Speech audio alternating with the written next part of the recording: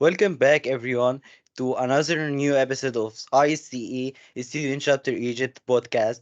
I am Omar Hagras, the host of today and the president of the student chapter. With us today, a very special guest, Dr. Collins, an assistant professor in Arizona State University Supply Chain Management Department. Welcome, Dr. Collins. Well, thank you so much, Omar. It's a pleasure to be back with you. Thank you, Dr. Collins. First of all, could you give our listeners a brief about yourself? Yeah, I've been teaching supply chain management at Arizona State University, WP Carey School of Business, for 6 years. I'm not a career professor. I started out as a supply chain professional, like many of your students and others. And I first started at Microsoft, where I managed to build. My role was to build a China supply chain for the hardware products that we're developing, like the Xbox and others. And this was the very emerging time of the supply chain when China had opened up. So I started with Microsoft, and then their manufacturer, Flextronics, asked me to come over and be vice president of China for operations and supply chain, and to build operations for outsourced manufacturing, mobile phones, Hewlett Packard printers, telecom infrastructure. This was all the part of the time in the late 90s when China was really developing its industrial supply chain. And then I served as senior vice president of Asia Pacific, and then I started the Lakeline Group as private equity and investment banks were interested in developing low-cost supply chains and building economies of scale and consolidating supply chains in that. And from that, one of our companies, Gerber Scientific, I served as global operations and supply chain for them. Then we sold the company. And then the dean of WP Carey, I had asked me, would I be interested in being a faculty member after I retired? And I retired early, so I thought that's exactly what I wanted to do, and it's so wonderful to be able to be in this university and in this department. It's a very nice journey. Uh, Dr. Collins, today we are going to dive into a topic that been gaining a lot of attention, yeah, in recent years, extruting and the placing of global supply chain. But before we get into that, could you give our listeners a brief overview of what extruting means? Yeah, so X-shoring is a term that I created that encapsulates a lot of different cross-border type of transfers or different global supply chain designs. So if you think about the last 30 years, so when I was starting with Microsoft and the beginning of the computer industry never really could get scale of global volume, or think about an Apple iPhone in building 250 million iPhones. That couldn't have happened in small factories. So everything started really with what was called outsourcing, and offshoring. So X-shoring is outsourcing, offshoring, and then today there's other terms that you hear much about. You hear reshoring or onshoring or China plus one, that is often talked about. So the total X-shoring is about designing a global supply chain using different methods and different countries and different um, trade flows, as well as logistics flows, to meet a global high demand, especially for commodity items, functional products, computers, shoes, clothes, tools, all of those things that are now global brands or global products. That's interesting, Dr. Collins. So it seems like shooting is all about finding the right balance between cost efficient and risk mitigation. Could you elaborate on some of the key factors that influence companies deciding when it comes to shooting? Yes, that's a great question. Most of the outsourcing and being able to consolidate volumes was mostly about low-cost labor, finding a manufacturing location that provided manual assembly for large operations for low-cost labor. So that's kind of how it started. But now there's another factor that's going into play is much of the world is changing. There is certain kinds of geopolitical risk in the world that has changed that 30 years of outsourcing. So now companies are looking for resiliency. They're looking for getting more end-to-end visibility within their supply chain. For instance, if you are manufacturing all of your volume, let's say Apple iPhone, there's a million people in the Apple iPhone in the ecosystem of China in that area where in China where they build those phones. But that's the assembly part of the supply chain. But then you have second tiers and third tiers. And what COVID taught so many companies is they don't know what is happening in the second or third tier or the deep tiers of the supply chain, so they don't understand the risk of something like COVID. And it opened up incredible amount of global shortages for basic items like protective equipment for medical staff, for masks, for rubber gaskets, for automobiles, for clothes, for very commodity items that in the last year, 30 years, with much global stability, so to speak, after the Cold War, we never really saw those kinds of shortages. So that's another driver of the X-shoring side of that. So by replacing the global supply chain impact the overall global supply chain strategy. So the how the strategy is impact. Yeah, the strategies are impact. So think about this. So the reason for a low-cost labor manufacturing, let's say for the Apple iPhone in China, you have very high economies of scale, very high capacity utilization. You have an ecosystem of suppliers which are relatively close and local. If there's a quality problem, you can go and visit those suppliers. If you are trying to audit suppliers for another large trend of qualifying suppliers for environmental, ESG, environmental and social governance within the supply. They're local. So one of those impacts in the strategy is the the reason for consolidating the manufacturing and the high economies of scale is to get to the lowest cost per unit of manufacturing so that your cost of goods sold, your COGS, is as low as possible and a very fast supply chain in these ecosystems. So strategy change, if for instance, many of the companies today wanted to de-risk from having their full supply chain in China, and they decide, okay, we need to maybe look at an N plus one flexibility. So maybe we move some of that top level assembly to Mexico, for instance, for the US market, or move to Poland for the EU market, and the Africa market and Middle East markets. And maybe you move, it's easier to move, maybe. Many companies had moved to places like in the China plus one shoring model, moved to Vietnam, moved to Thailand, moved to Malaysia. So you're multiplying your operations and your management of your facilities. So instead of having one massive facility, for instance, in a Foxconn that is the assembler manufacturer of the Apple iPhone, you now have a China.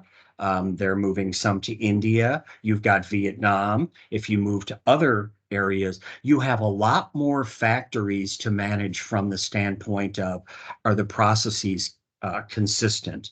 How do I manage my freight? Now, my freight is going to be different. The trade flows are my cost in all of these are going to go up. Instead of only having one Omar, maybe Omar is the general manager of the factory in Shenzhen, but now I need multiple Omars in Vietnam, or maybe I need in Poland or in Mexico. So the consistency of quality, the cost of adding engineers and expensive labor, um, and you lose the economies of scale within the supply base that are no longer local.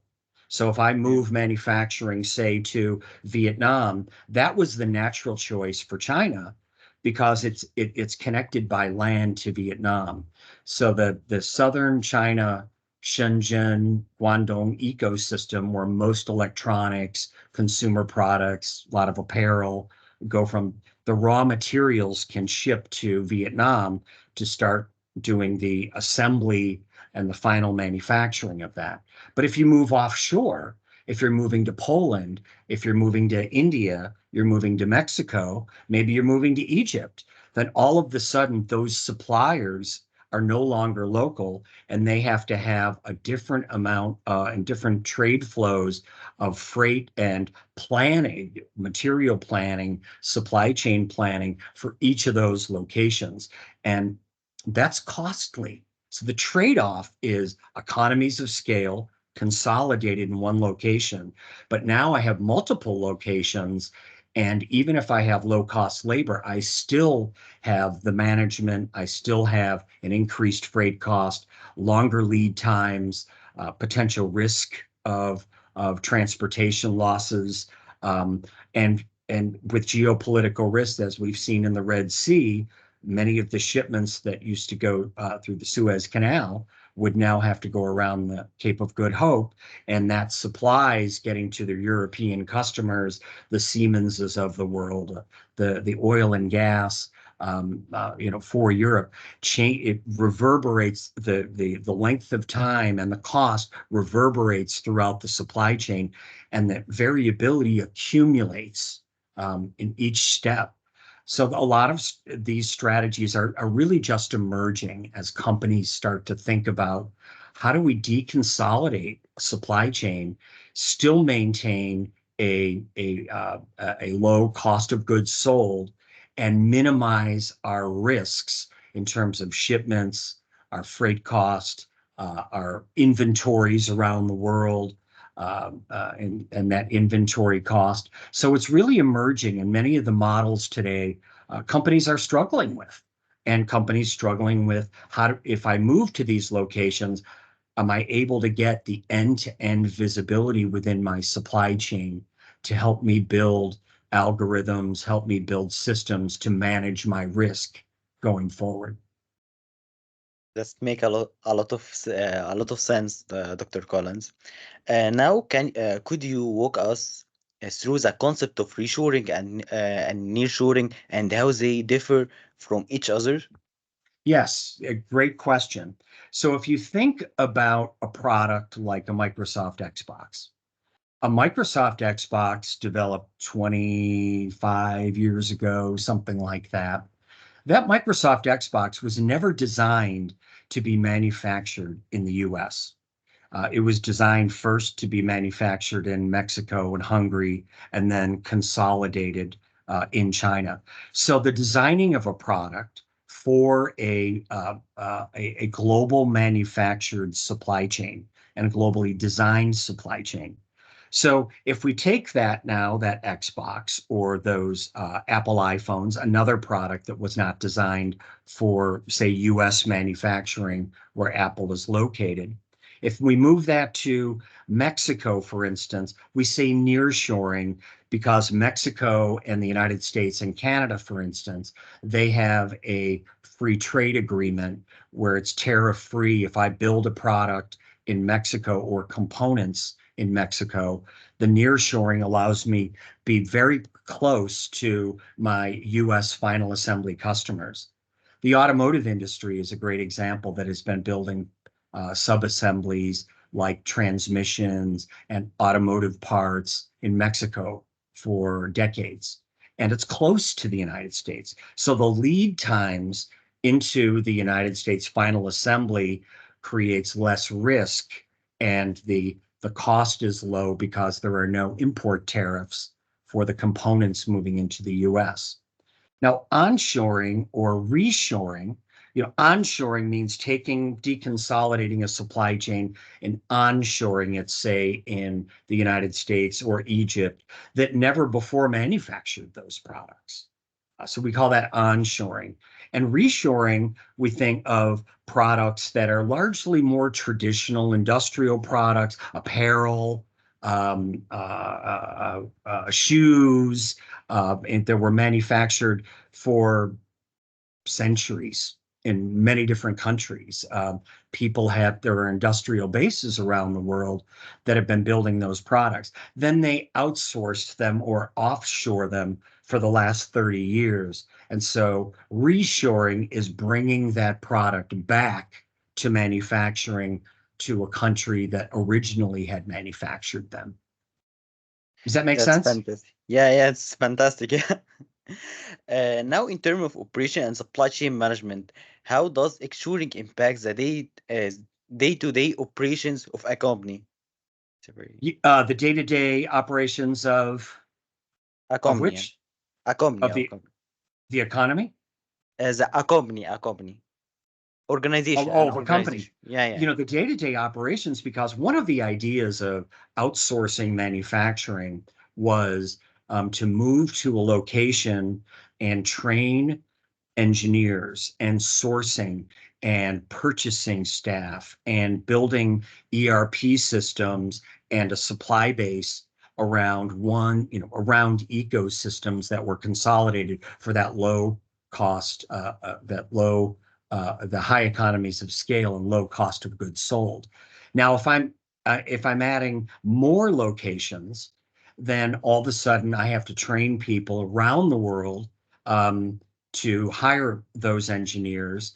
I have to hire more sourcing and purchasing staff and logistics staff.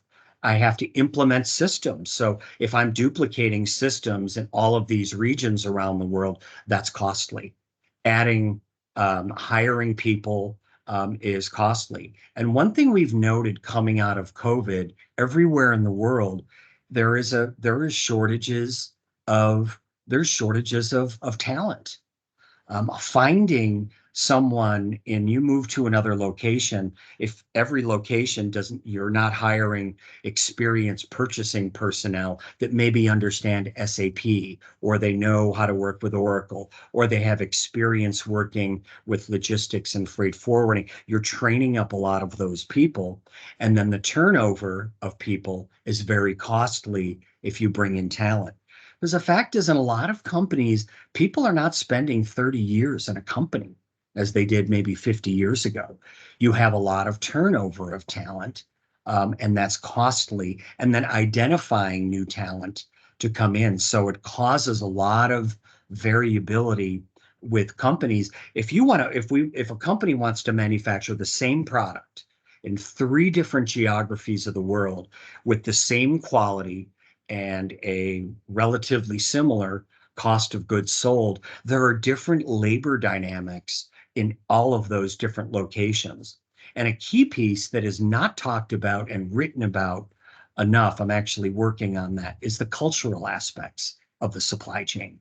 When you build a supply chain in a place like China, it is a Confucian culture where the boss I could hire 20,000 workers, bring those folks in, train them up quickly, and have them just do one process all day long, just this, and be very efficient doing that. If I pick up that process and I move that to Egypt, Egypt has completely different cultural, very, very different cultural dynamics and how you would design the process to be most efficient for the culture. If you move that process to the United States or you move that to Germany, there would be a whole lot more automation that would need to be developed because you're not able to get that much labor. You can't easily hire 20,000 direct labor in countries with smaller populations. And if you think about some of the X-shoring locations, Vietnam has 125 million people. China's 1.4 billion people. The scale of China is so massive. To pick that up and move it to Vietnam or Mexico, another 125 million people, or most of the countries around the world. India has 1.4 billion people, but also has its own cultural dynamics, its own tariff structures, its own regulation structures. So when you're picking up a supply chain, moving it to another location, you even have to rethink the process. Do I need to do a different process here? Do I need to have different regulatory components? Because maybe a country in Western Europe, they restrict the importation of components that contain certain materials, let's say like heavy metals, like a cadmium. So there's a tremendous amount of changing of the actual supply chain flows, the process, the talent, and the scale that's possible in regions in doing X-shoring. Does that make sense? Thank yes, that make me very liberated for this point. Now can we shift or focus on to the future, the next Yes. future, and how do you think that the landscape of extruding and the global supply chain evolving in the coming years? I think it's emerging now. There's so many more dynamics that are coming in. If there's something to know, we know about a supply chain. If you think about supply chains are themselves living beings.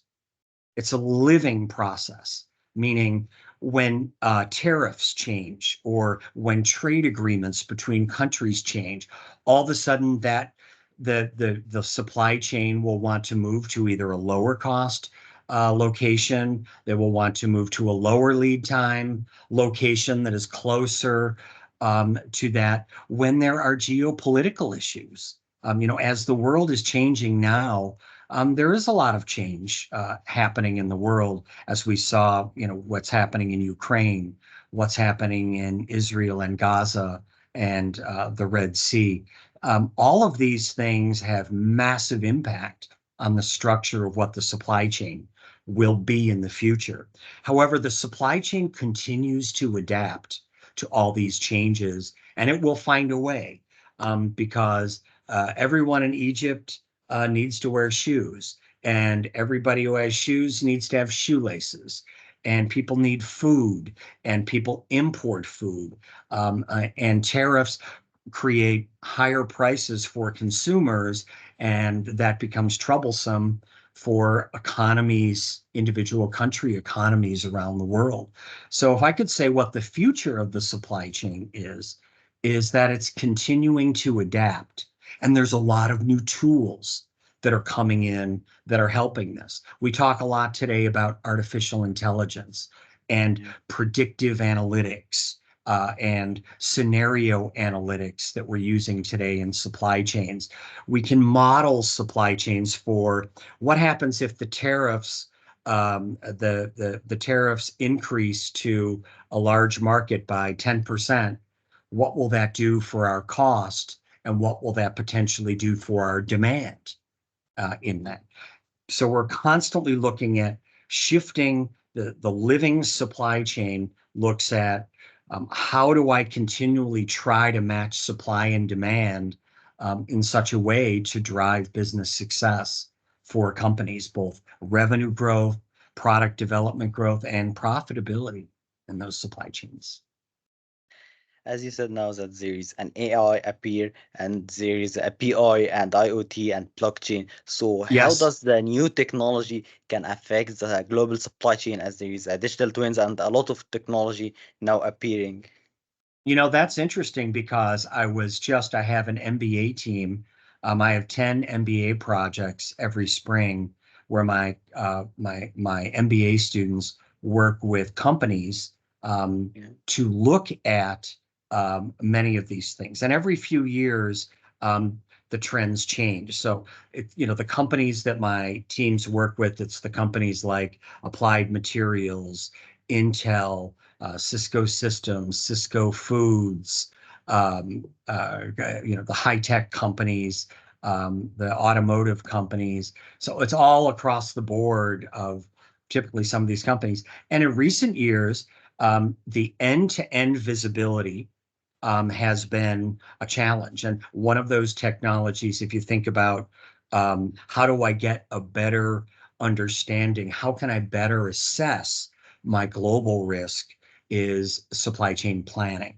So there's a number of different tools that are growing and developing to try to understand your risk throughout your deep tiers, second tier, third tier, and beyond of the supply chain. So there's a lot of that is taking place. There is a lot more predictive and scenario analysis technology in planning, for instance, in demand planning and in supply planning and in inventory planning. When we get to the level of something like digital twins or artificial intelligence, we're developing use cases. I have two clients now that my MBA students are working with, high tech companies that are doing right now, looking the research projects are looking at how can I use digital twin technology, for instance, to to manage the service of my components. So think about someone like Applied Materials or an ASML. They provide equipment that are in the hundreds of millions of dollars for the semiconductor manufacturing of Intel, of TSMC, and others. That equipment's expensive and it's installed. If there is a problem with that equipment, if there is a part fails or there is a software part, these companies need immediate service to fix those machines.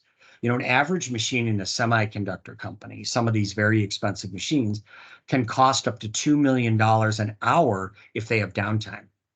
So being able to use this digital twin technology, for instance, in further off locations to service, to help immediately create data for being able to service at a much shorter lead time and be able to calculate how many components, what is the likelihood over time of a component failing, how much of that inventory of these components do I need to keep in every geography. A large company like Siemens, the German company Siemens, they make so much very large industrial equipment, everything from nuclear reactors to surface mount technology machines for putting components on a circuit board, very large industrial type of applications. And many of these applications, like a nuclear reactor or large power type of systems, are in distant locations, very far away from a central headquarters of Siemens, to have a local service team able to react immediately if there is a problem. So we could use more AI for predictive maintenance of, and this is what we work on some projects with my students and clients, of what would be the predictive failure of certain components based on the historical data that we have, as we have to train the AI. And the training of the AI requires data. And the AI itself in these use applications, like what we're doing now with the digital twins with the company, is we can create the technology that exists. We have so many smart people today in the world that can create a digital twin type of artificial intelligence agent to do this.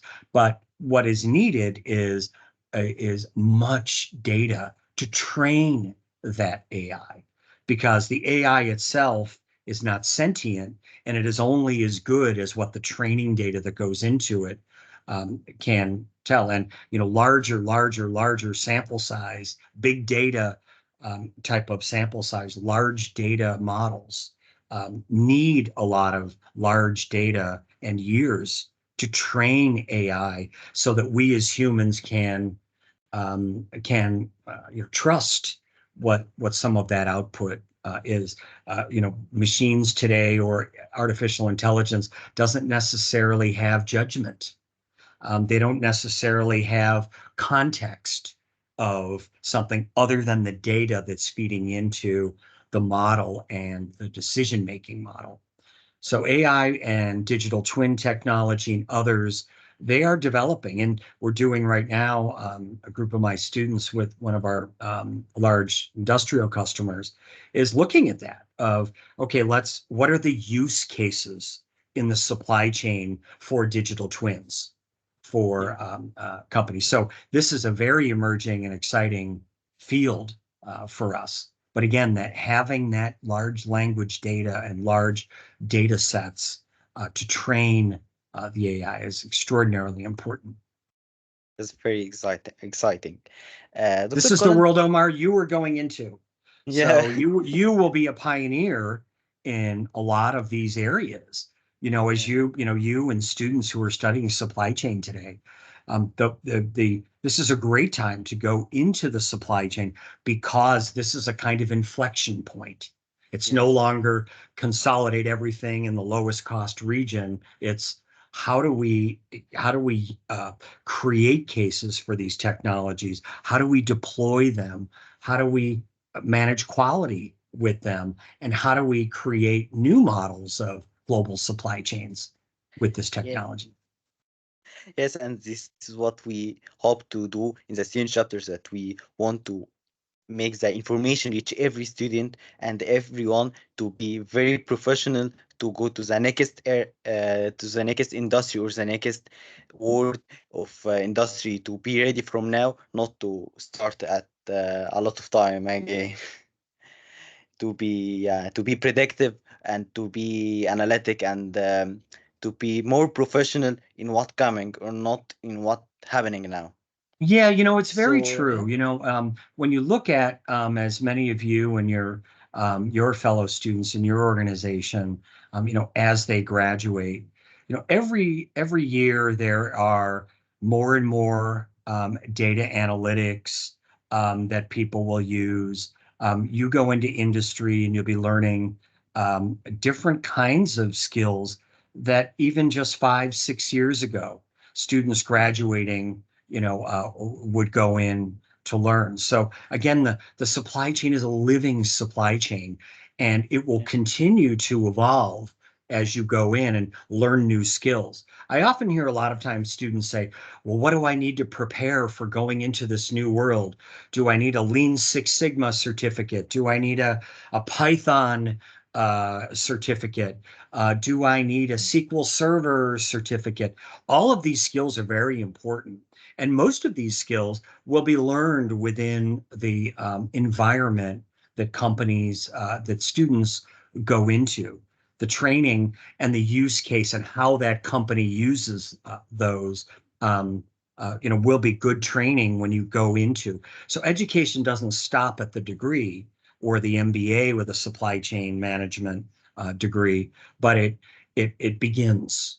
But yes, you have the foundation that allows you to learn very quickly, because 5 years from now, when you go into industry, at 5 years from that point, things will change again, and you will continue to learn new skills. And maybe you go back to get a certificate in a specific skill set that is important for the work that you're doing within the supply chain. And the global companies realize the importance of having very fast, efficient training in order to get people up to speed. And you really learn by doing in all of these. So yes, having a foundation with a certificate or training, and then being able to apply that quickly is what's really important for most of most in the supply chain. And that's the exciting part. So You don't have a boring career, Omar, yeah, in the supply chain.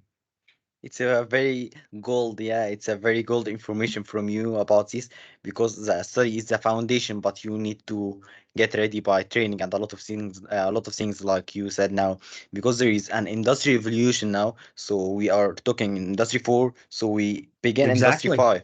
Hmm. Yeah, So exactly. yeah, Industry 4.0, if you think of what that is from the, of what the technologies that go into that Industry 4.0. Again, it's a living supply chain. It yeah, will continue to evolve based on the dynamics of the world and the needs of business, because business has been around for thousands and thousands and thousands of years, and it won't go away, but it will mm, continue to adapt to changes in the world, changes in global geopolitical risk, changes in consumer demand, changes mm, in overall um, desires of human beings. Human beings know no bounds when it comes to creativity and driving new business ideas and making them reality. And the supply yeah. chain reflects that in its living nature. Yeah, yeah, it's very important. Yeah. So, do you think that every organization must shift to to supply chain 4.0 and then to supply chain 5.0 because supply chain 5.0 is appearing now and not all organization do supply chain 4.0 till now? That's a great question. But, the Yeah. problem is with a lot of technologies, and Yeah. we could say that about social media today. We could say that about artificial intelligence. Our ability to develop technologies far exceeds our ability to understand them culturally and Yeah. understand the impact culturally. And it takes time for companies to really understand how to do things. And I'll give you another example from a lot of my clients. I didn't, I don't believe, show you something, but you probably have seen it. It's a data science hierarchy. Every Mm, company wants to go immediately to machine learning and artificial intelligence. But in order to get there, it's like a pyramid, and that's at the top. But you have to go through the process of having a consistent data set across the organization, and you have to have certain kinds of formats in a data lake. You have a certain way of to mine that data, that everyone has a consistent process. And companies, when you're in a company for many, many years, you, for instance, will go into the supply chain, work for a wonderful company, and you will be a manager and then a director. And then when you're the VP, you would have created all of these things for the company. And, then you're 50 years old. And then all of a sudden, Omar 2.0 comes into the company and says, okay, maybe we need to change this. And you spent 10, 15 years building this data system, this data structure, this technology. It's very difficult for us as human beings to understand what are the implications of this. And that is the biggest challenge with our technologies and the usefulness of our technologies. We want our stock companies want their stock prices to go higher. They want to be on the bleeding edge of technology, and they want to train talent, and they want to attract the world's top talent to do that. But getting there, there are many more implications upstream and downstream. And supply chain is an interesting thing from the standpoint that the supply chain is so wide, all the way from distributing to the customer, whether it's a consumer customer or whether it's a business customer for spare parts or refurbishment or repair, all the way upstream to raw materials, to the raw material mining of cobalt, in Congo, or rare earth materials in China, and then being able to process all of those materials so they're usable in manufacturing, um, is takes takes quite a bit. That the impact is, if it starts at the customer, the reverberation and the variability accumulates in the supply chain. So that's what makes absorbing technology difficult, because we can apply technology and have a use case, but we often don't know how the implications of that. We've got cybersecurity. Everything in all the technologies we're talking about have major implications for cybersecurity. If I use these technologies to manage my electric grid in Egypt, then if there's a hacking process that can shut down my whole power grid in another country, there's all these areas that are difficult for us to wrap our minds around. It's a lot easier for us to develop the technology than to understand what are going to be societal implications, religious implications, business implications, cultural implications.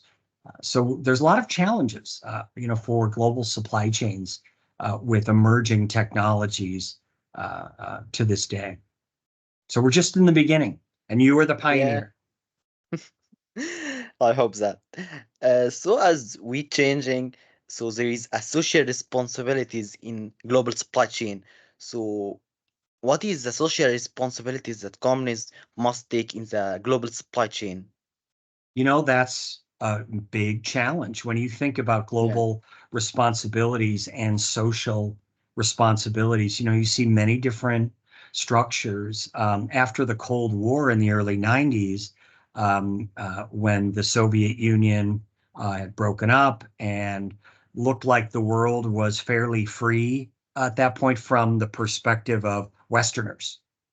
If I'm in the Middle East, I'm looking at it very, very different. And the social responsibility is challenging because it is culturally bound in countries. It is You can look at it from an American Western democratic way of thinking about it, but that's going to be different in Egypt. It's going to be different in Gaza. It's going to be different in Saudi Arabia, and increasingly it's different in places like China or even India.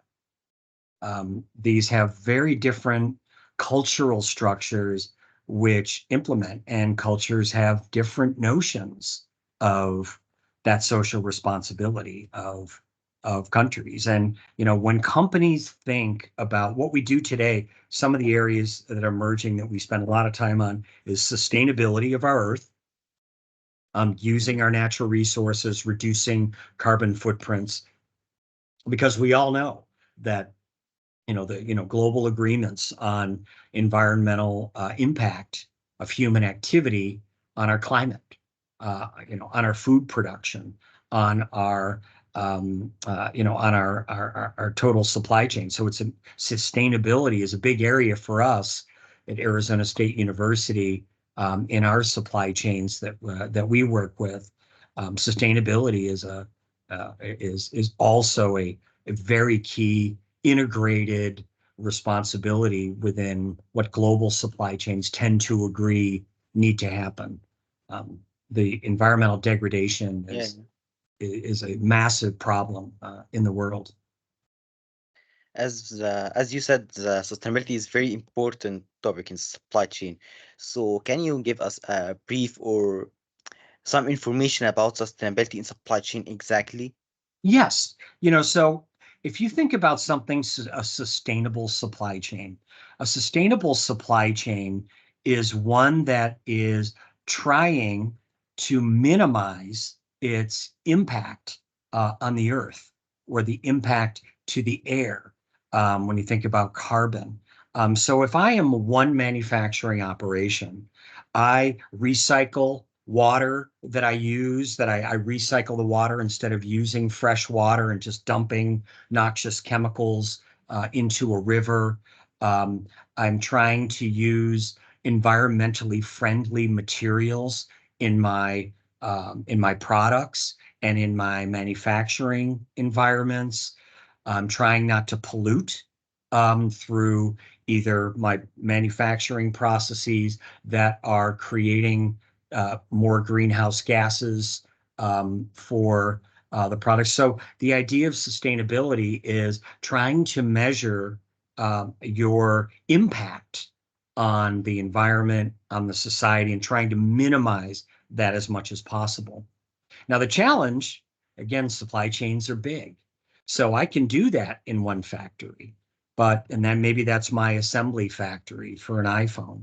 But then the deep tiers, the second tier, the third tier, the fourth tier, for instance, it's very difficult to look back, and if you're an iPhone, your Apple iPhone, what's the impact that those rare metals are being mined and being processed? Are they sustainable in my supply chain? It's very difficult to know. I'll give you a good example too of electric vehicles. Everyone in the world says we need to move away from internal combustion engines and move to electric vehicles that are more environmentally friendly, that use a battery technology. And that's all fine and good. However, if you look into the batteries today, all of those batteries that involve cobalt and graphite and nickel, these kinds of materials that are being mined in countries um, have very different kinds of environmental impacts. Lithium, they are there's possible pollution of water. There's possible difficulties with child labor. There's difficulties in carbon emissions. So when we think about the car itself from the consumer, we feel better because we're not impacting the environment with a petroleum engine vehicle. But at the same time, throughout that whole supply chain upstream, we have a lot of environmental challenges in places that we don't see. That mining is places that not easily accessible, maybe, or that most people in the world don't really know about where those are. And refining those materials to be used in batteries is also environmentally challenging to the environment. So net, the electric vehicle, how sustainable is it going back? And there's so much technology changes and our research and development into creating easier batteries, longer life batteries that don't involve those mined chemicals that are challenging to mine and to refine today. So those become increasingly challenging in the supply chain. And these are, again, your generation will solve these. Yes. So you and your cohort of students will be the ones solving these problems. Yeah. As we thinking about sustainable and organization must apply it, I am also thinking about that not enough to be sustainable organization, but we must be natural positive now. So in natural positive, that this concept is really started now Mhm. to make a good environment around us. So can you give us a bit about about this natural positive concept? Natural positive. Yeah, yeah, Yeah, I mean, this is the idea of, of us creating supply chains that are naturally, it's the same, naturally positive for everyone, from the customer to a manufacturer to the supply chain. And it's a kind of a deeper feeling yeah, within even ESG, of environmental social governance, of that. It has a lot more to do with cultural factors yes. in how both our supply chains are culturally positive as well as just environmentally positive. So it's a super interesting field that is just emerging. Yeah, yeah. And I'm not an expert in that whatsoever. It's so emerging. Yeah, it's emerging, and we hear it today. Some organization maybe start to give our customers a small plant to make a. Yeah, we want to make an impact on the customer and Hmm. impact on the environment. So we go to this concept now. So, as we in the end of this podcast, could you give a message or advice for our listeners, our students, and our young professionals who are interested in this supply chain career? Sure. As I mentioned earlier, anyone today who is going into the supply chain, who is studying supply chain, who is studying numbers of areas around it of business data analytics, who's studying data science.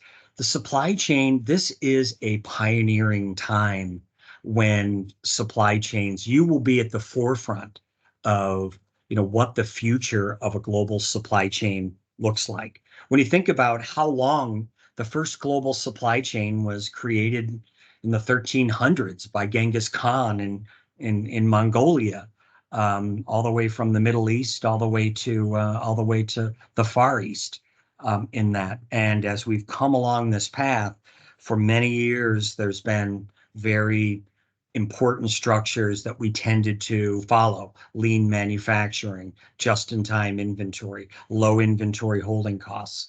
And now we have sustainability. Now we have artificial intelligence. Now we have more social responsibility within supply chains. So persevere within the supply chain. And as you're studying supply chain, either as undergraduate or graduate students, you don't have to know everything, because everything will change when you're going in. Your ability to have the good foundation, both quantitative, qualitative, and cultural supply chain and communication, will give you the excellent foundation to develop your very successful careers, which I know people will.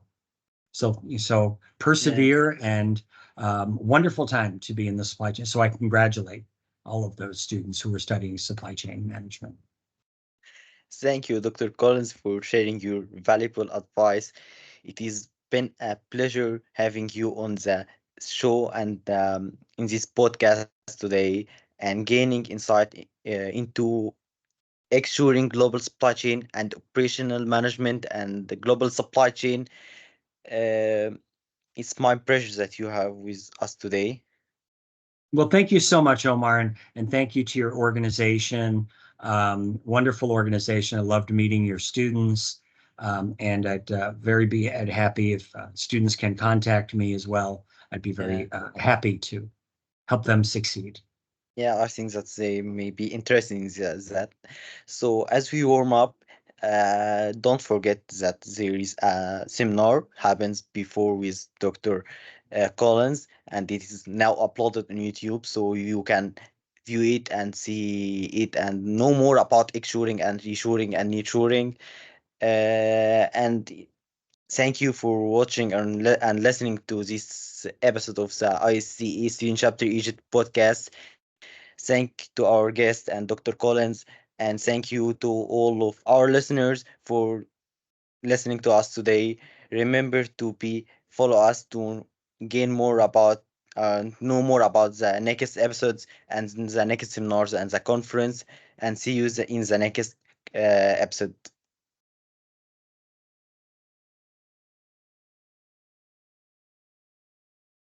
Hello, Dr.